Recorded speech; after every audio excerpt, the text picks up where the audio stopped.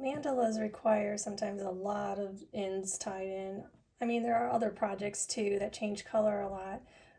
To secure your loose ends, this is how I do it, that I have found the best way for it to not come apart or come unraveled. I use a tapestry needle and I will run it through the stitches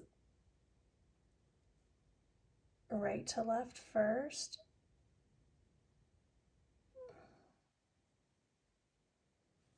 Pull that through. Now go back through in reverse, but go around one of the loops that you went under. So there's a loop there. I'm going to go over top of that one and into the next loop and go all the way back through where I started.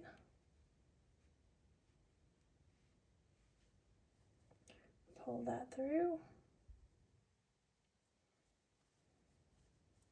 And then I'm going to do that one more time.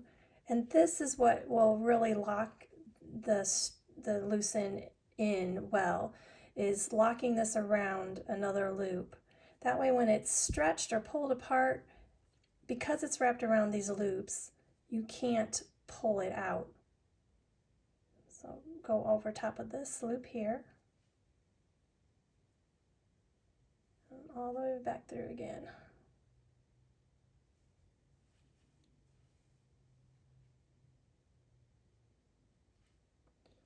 And then you can clip that off right there at the bottom. I kind of give it a little tug just to make sure the end is underneath.